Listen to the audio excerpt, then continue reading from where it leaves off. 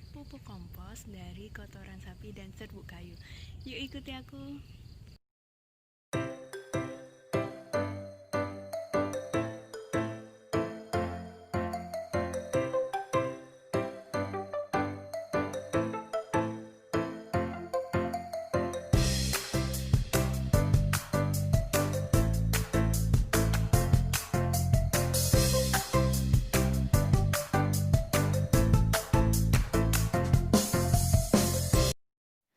Proses pertama dalam pembuatan pupuk kompos yaitu dengan cara menyiapkan larutan yang akan kita gunakan dalam campuran pembuatan pupuk kompos. Nah, larutan ini kita buat dengan cara menggunakan 1 sendok EM4.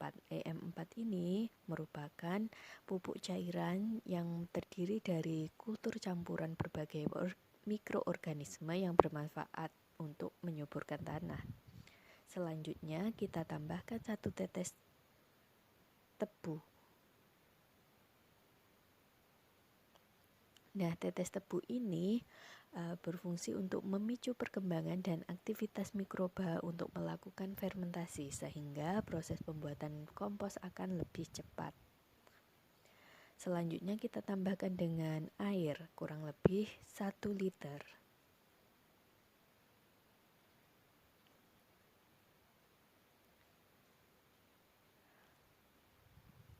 Lalu kita aduk-aduk sampai merata.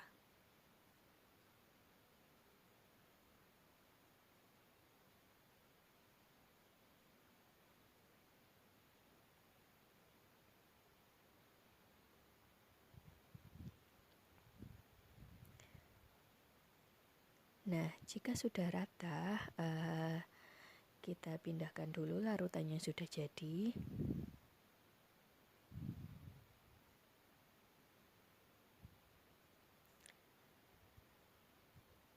Kemudian siapkan kotoran sapi yang telah dikeringkan. Lalu taruh dalam bak sebagai lapisan pertama. Setelah itu lapisan keduanya gunakan serbuk kayu. Serbuk kayu ini digunakan karena serbuk kayu mengandung selulosa, hemiselulosa, lignin dan zat ekstraktif yang dapat membuat proses pengomposan menjadi lebih cepat.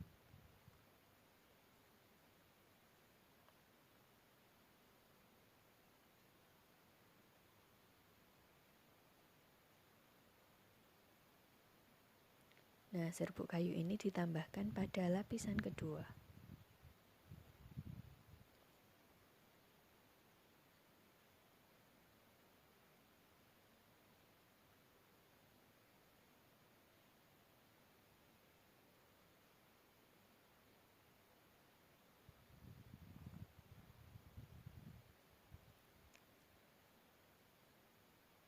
Lalu diratakan.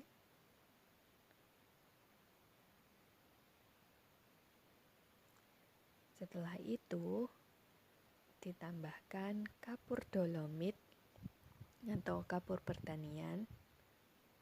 Kapur pertanian atau dolomit ini ditambahkan dengan tujuan untuk menaikkan pH pada kompos. Karena pada pH yang tinggi mikroba akan tumbuh dengan baik. Dan juga penambahan kapur dolomit ini bertujuan untuk menurunkan kadar keasaman pada kotoran sapi, karena pH pada kotoran sapi sangat rendah atau asam, berkisar antara 4 sampai 4,5, sehingga penambahan pupuk dolomit ini bertujuan untuk menaikkan pH-nya agar mikroba tumbuh lebih baik. Lalu diratakan kapur dolomitnya. Jika sudah, kita tuangkan larutan yang sudah kita buat tadi. Sedikit demi sedikit ditambahkan secara merata, lalu diaduk-aduk.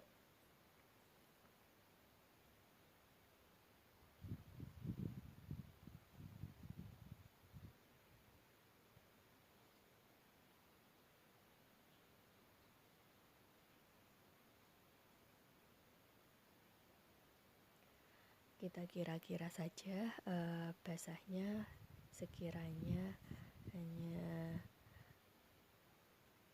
10% dari kelembabannya.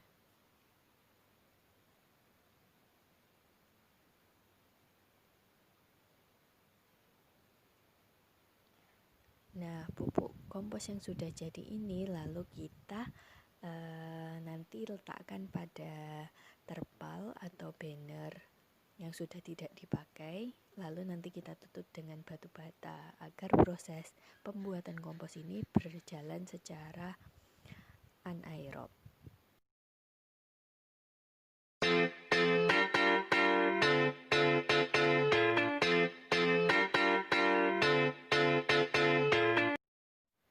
Nah, setelah 7 hari setelah pembuatan kompos, maka akan dilakukan proses pembalikan pupuk kompos. Nah, hal ini dilakukan untuk memastikan aerasi dan kelembapan pada pembuatan pupuk kompos itu terjadi dengan baik, karena apabila kompos kelembapannya tidak merata dan proses aerasinya kurang, yaitu kekurangan oksigen, maka akan menimbulkan bau yang tidak sedap dan mikroorganisme akan tidak tumbuh dengan baik sehingga dapat menghambat dalam pembuatan kompos. Maka perlu dilakukan pembalikan.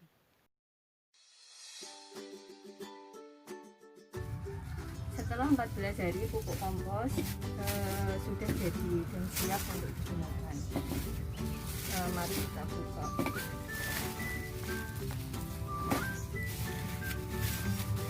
Nah, seperti ini.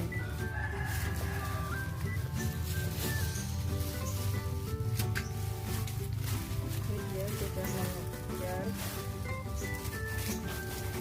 dan tidak berbau kiri-kirinya.